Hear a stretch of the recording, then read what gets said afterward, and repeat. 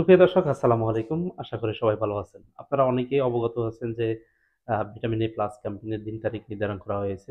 যা ১৫ই মার্চ ২০২৫ ১ম রাউন্ডের ভিটামিন এ প্লাস ক্যাম্পেইন এর দিন তারিখ নির্ধারণ করা হয়েছে। আপনারা অনেকেই জানতে চেয়েছেন কোন শিশুকে ভিটামিন এ ক্যাপসুল খাওয়ানো যাবে না এবং কোন শিশুকে ভিটামিন এ ক্যাপসুল খাওয়ানো যাবে সে বিষয়ে বিস্তারিত আলোচনা চলুন শুনি। ভিটামিন এ প্লাস ক্যাপসুল শিশুর জন্য সম্পূর্ণ একটি নিরাপদ ক্যাপসুল। এরপরও ক্যাম্পেইনের দিন যাদেরকে ভিটামিন এ ক্যাপসুল খাওয়ানো যাবে না।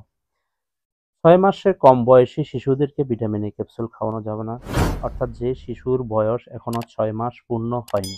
অভিভাবকরা যে ভুলটা করে থাকেন যে শিশুর বয়স ৬ মাসে পড়েছে, সেটা আসলে সঠিক নয়।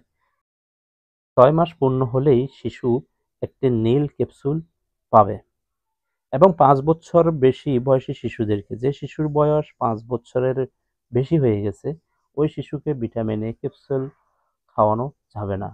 ওই শিশুর কোনো কাজে আসবে না। অসুস্থ শিশুকে ভিটামিন এ ক্যাপসুল খাওয়ানো যাবে না চিকিৎসকের পরামর্শ ছাড়া।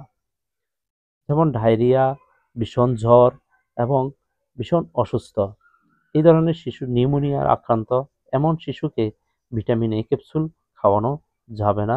যদি শিশু পরবর্তীতে সুস্থ হয়ে ওঠে তাহলে আপনার নিকটবর্তী যিনি টিকা দিয়ে থাকেন স্বাস্থ্য সহকারী তার সাথে যোগাযোগ করে তাকে পরবর্তীতে ভিটামিন এ ক্যাপসুল খাওয়ানো নিশ্চিত করবেন। শিশুকে ভিটামিন এ ক্যাপসুল খাওয়ানো যাবে যে শিশুর বয়স ৬ মাস পূর্ণ হয়েছে এবং ৫ বছরের ভিতরে শিশুকে ভিটামিন এ ক্যাপসুল খাওয়ানো যাবে। যে শিশু সুস্থ আছে সেই শিশুকে ভিটামিন এ ক্যাপসুল খাওয়ানো যাবে। ধন্যবাদ।